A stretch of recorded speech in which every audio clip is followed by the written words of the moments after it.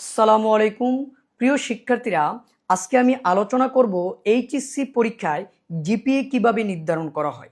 এই বিষয়টা আমরা অনেকে জানি, আবার অনেকে জানি না। যাই হোক, এই বিষয়টা জানা থাকলে একজন শিক্ষার্থীর অনেক উপকারে আসে। আজকে আমরা এই বিষয়টা ক্লিয়ার করব। দেখো, ৮০ থেকে ১০০-র মধ্যে যদি নাম্বার পাওয়া যায় তাহলে এটার পয়েন্ট হয় 5, অর্থাৎ A+। ৭০ থেকে ৭৯ এটার পয়েন্ট হচ্ছে 4A। ৬০ থেকে ৬৯ এটার পয়েন্ট হচ্ছে 3.50A-। ৫০ থেকে ৫৯ এটার পয়েন্ট হচ্ছে 3B। ৪০ থেকে ৪৯ এটার পয়েন্ট হচ্ছে 2, অর্থাৎ C। ৩৩ থেকে ৩৯, যেটাকে আমরা কানকাটা পাস বলি, এটার পয়েন্ট হচ্ছে 1, অর্থাৎ D।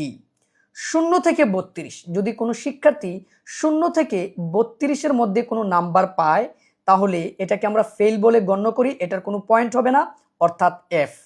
এবার আসো প্রিয় শিক্ষার্থীরা, দুই পত্র মিলিয়ে কিন্তু A+টা নির্ধারণ করা হয়। আমরা সবাই জানি দুই পত্রে আমরা যদি ১৬০ তুলতে পারি তাহলেই কিন্তু আমাদের A+ আসবে। এবার এই ১৬০ আমি বিভিন্নভাবে তুলতে পারি, যেমন প্রথম পত্রে ৮০ এবং দ্বিতীয় পত্র আমি ৮০ পেলাম, অর্থাৎ A+। আবার প্রথম পত্রে ৭০, দ্বিতীয় পত্রে আমি পেলাম ৯০, তাও কিন্তু আমার A+ থাকবে। প্রথম পত্রে আমি পেলাম ৯৫, দ্বিতীয় পত্রে আমি পেলাম ৬৫, তাও কিন্তু আমার A+টা থাকবে। অর্থাৎ যেভাবে হোক দুইটা পত্র মিলে তুমি ১৬০ তুলতে হবে। এবার আসো আমরা একটা উদাহরণে যাই, তাহলে বুঝতে আরো সুবিধা হবে। বাংলা দুই পত্রে কোনো একজন শিক্ষার্থী মনে করো ১৪৫ পাইছে, তাহলে তার পয়েন্ট হবে A, যেটার মার্ক কত 4। এবার আসো আইসিটি ৯১ পাইল, তাহলে A+, তার পয়েন্ট হবে কত 5। ইংলিশ ১১০ পাইছে, তাহলে এটা হচ্ছে B, অর্থাৎ পয়েন্ট হবে 3। এবার গ্রুপ সাবজেক্ট 1, মনে করো যদি কমার্সের শিক্ষার্থী হয় তাহলে গ্রুপ সাবজেক্ট 1 মানে হিসাব বিজ্ঞান, ধরো সে ১৬০ পাইছে দুই পত্র মিলে, তাহলে A+ হবে, তার মানে তার পয়েন্ট হবে এটাতে 5। গ্রুপ সাবজেক্ট 2, মনে করো ম্যানেজমেন্ট ১২২, তার মানে এটা A-, এটাতে পয়েন্ট হবে 3.50। গ্রুপ সাবজেক্ট 3, এটা মার্কেটিংও হইতে পারে, ফাইন্যান্সও হইতে পারে, মনে করো ১৫৫ পাইছে, অর্থাৎ A, তার পয়েন্ট হবে 4।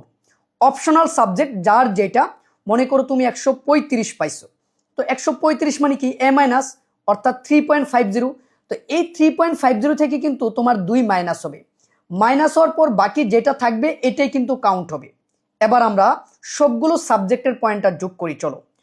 তো মনে করো বাংলায় 4, আইসিডিতে 5, ইংলিশে 3, হিসাব বিজ্ঞানে তুমি পাইছো জিপিএ 5 মানে 5 পয়েন্ট।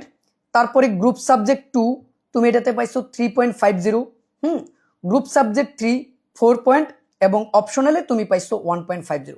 সবগুলো যোগ করলে হবে 26। এবার আমরা কি 7 দিয়ে ভাগ দিব? না, এবার আমরা তার থেকে অপশনাল সাবজেক্টটা বাদ দিব।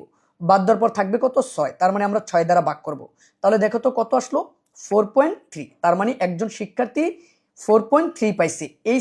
এই অনুযায়ী যদি নাম্বার তুমি তুলতে পারো তাহলে তোমার পয়েন্ট আসবে 4.3। তাহলে খুব সহজে আমরা জিপিএ কিভাবে নির্ধারণ করা হয় এটা বুঝতে পারলাম। তো ঠিক এইভাবে তুমি চিন্তা করো যে তোমার কোন সাবজেক্টে কত আসবে, এইভাবে তুমি একটা ক্যালকুলেশন করে দেখতে পারো যে তোমার জিপিএটা কত আসতে পারে। যাই হোক প্রিয় শিক্ষার্থীরা, ভালো থাকো, সুস্থ থাকো। আসসালামু আলাইকুম।